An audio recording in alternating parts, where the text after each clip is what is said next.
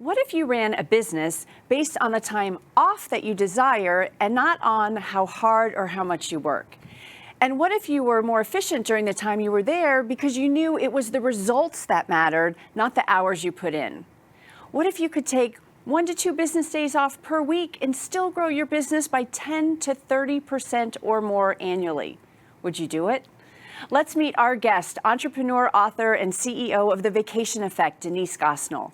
She is breaking the mold of grind, grind, grind, and allowing entrepreneurs and business professionals to work less and enjoy life more. Denise uses these exact strategies to run 3 businesses in 3 different industries, working an average of 3 days a week and making over 7 figures annually. So let's welcome Denise. Thank you. I'm excited to be here. Oh, so you talk about, we've got the work, grind, grind, grind model in North America. Why is that harmful to business? Yeah, the problem is that we've been conditioned in that North American business culture, actually brainwashed is a better word, to grind all the time, that you have to work harder to get to the next level, when the opposite is actually true. We instead should actually be rewarding people for results instead of time spent. Because look at all the technological advancements that we've had, in the last 30, 40 years, yet we're still measuring people based upon the hour and did they put in their hours or not, instead of did they get work done. If they could get the work done in half the time, entrepreneurs and their employees should be rewarded for that. Right. I completely agree with everything that you talk about. And you're really passionate that people should spend more time with family and friends instead of working. But there's a story behind that. Yeah, there is. That wasn't always the case for me. It kind of took a life-changing moment in order for me to realize what really matters. And that happened on June 20th, 2011, when there was a knock on my front door. And a fireman was standing there, and we didn't know we were on fire, but he told me that our house was on fire.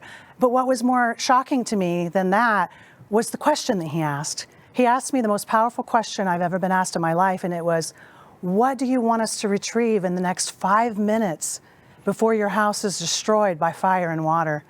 And Christina, what was the most powerful moment about that was that I realized I had been working 80 hours a week. I was the unhappy millionaire to pay for a bunch of stuff that didn't even matter.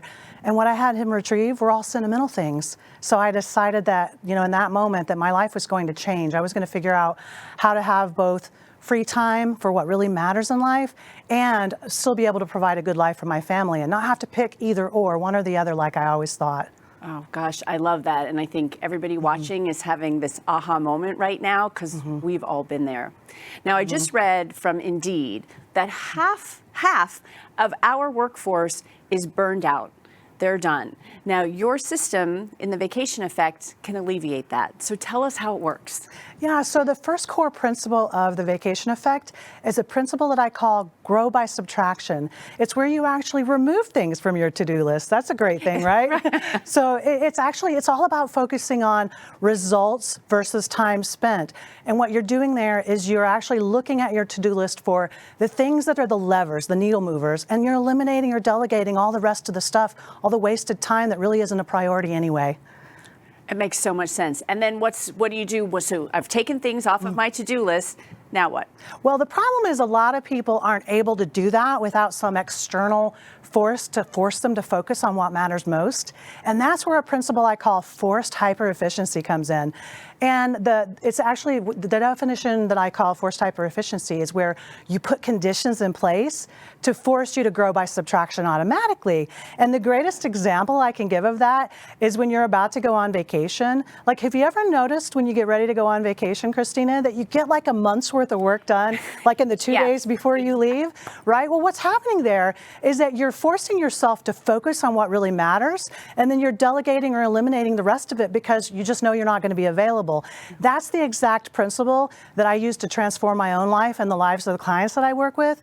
And one client, for example, his name is Todd. He's the CEO of a fulfillment company, and he used these principles to help himself, go from becoming a workaholic to having more time than he'd had in years, while his team stepped up and used their gifts. And I just checked in with him recently because it's been several years since we worked together, and he said, these principles are still working, and thank you so much for transforming my life. And Denise, it's so simple. And I love when you say, because we can all relate to that, I'm going on vacation. Here you go, take care of this, take care of this. I'm going away for a week. Why not do it every day? So thank you for sharing your amazing system with us. Thank you for having me. To learn more, go to freedomscorequiz.com to take the 60-second Freedom Score quiz to learn the #1 mistake that you are making that is keeping you from having the freedom lifestyle you deserve.